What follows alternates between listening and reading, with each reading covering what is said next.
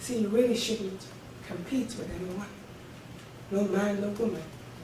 You really only should compete with that person in the mirror. You don't need to compete. You just need to maximize your own potential. Be the best you. Because among the 7 billion people in this world, no one could be a better you than you. And your responsibility is that. Because nobody can occupy your space in this world. Nobody can be you.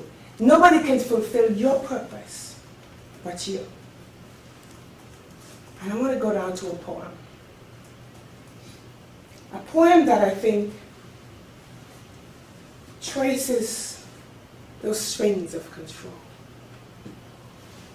This poem is the essence of my story.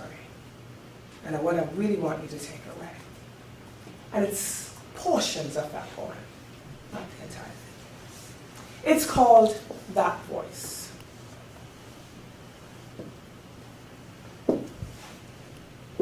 That voice.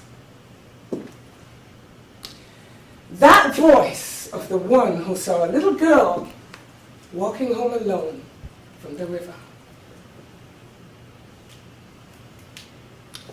That voice of the one who said, hey, walk up there, up through the shortcut to her house, up through the bushes where no one might see him following her, up there where he would tell her, take your clothes off and lay there. That voice.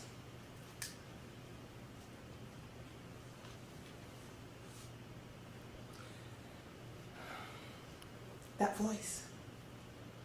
That voice that made her too afraid, too much in a dream, too numb, too much in a dream to scream.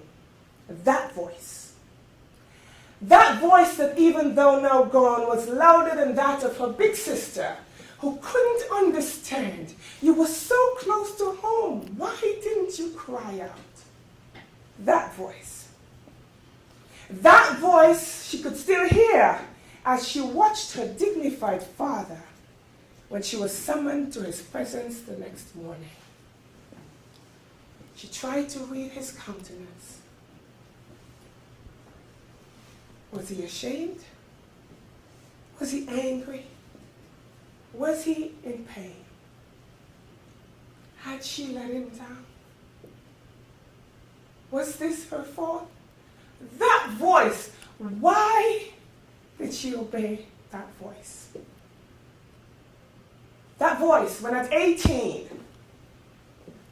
the doctor innocently said, now go next door and take your clothes off and lay there. She felt exposed, scared, vulnerable, powerless. That's the word. Powerless. The tears, they flooded her face. She couldn't understand. But she laid there. She covered her face and cried. The doctor was gentle, reassuring. And he would become a trusted provider, but the tears, they were always there. That voice of the one who yanked her pants off in the night, that voice in those cold, angry eyes glaring down at her, dare to stop me. That voice, powerless, she lay there. With a pillow, she covered her face. And again, she cried. That voice that said, I made you who you are. I can crush you. That voice. That voice that said, you're nothing without me.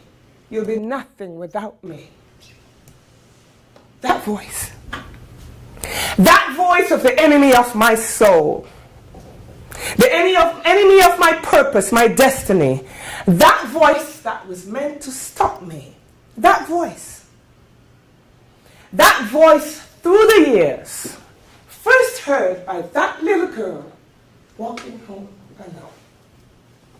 That voice of self-doubt, of guilt, of fear, of pride, of inadequacy, of shame, that voice of control, that voice of a controller who needed me suppressed, that voice that provided, that comforted, that same voice that oppressed, that voice that promised, that voice that possessed, that voice that said you're beautiful, that voice that came to steal, that voice that made me hungry, angry, weary, lonely, that voice that made me bleed, that voice that snuck into my life, that voice that spoke nothing but lies, that voice of distraction, obstruction, destruction, that voice that kept me so afraid, wrapped up in indecision, that voice, that voice,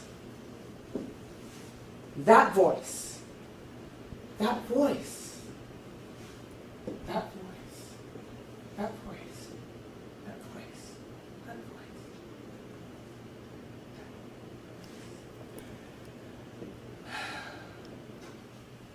I don't hear it. I don't hear it. That voice is dead. That voice has been silenced. That voice is no more. That voice is gone. But I hear something. I hear something. From deep within me, I hear something. I hear someone. I hear this voice. I hear this voice of the one who formed me into being. The voice of my purpose, the voice of the power within. This voice says, you're smart, you're precious, go on. This voice says, you will. This voice says, you can. This voice is my son's, speaking life back to me. Mom, you are strong. Mom, you are free. This voice says, still love them. They know not what they do. This voice says, forgive them. They have to be hurting too. This voice says, forgive them. You've been forgiven too. This voice is my loved ones who've been standing by me. And that's someone who is destined to partner with me. This voice of Bishop Brunner, it's where it all comes together. That smelting place where the drought is over. This voice says, I have renewed your mind. I've given you a mission, so forget what's behind. This voice says, remember who you are and to whom you belong. There are lives to be touched. You must finish strong. This is the voice that had dared me to break free. It was this voice that convinced me I needed to reclaim me. This voice says, be courageous. You won't be on your own.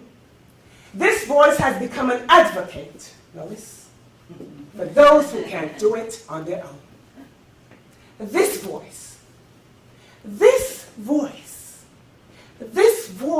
is my voice, and this voice will speak. I thank you.